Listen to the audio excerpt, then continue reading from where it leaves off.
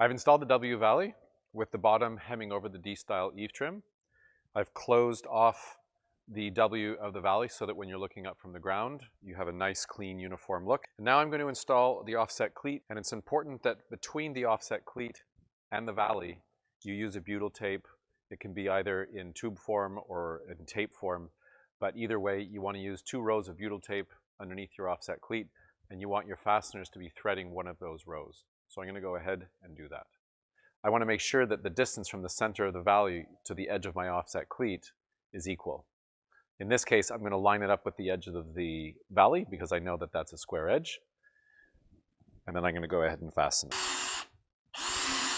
As we're in the north, I'm going to use fastener spacing of 6 inches.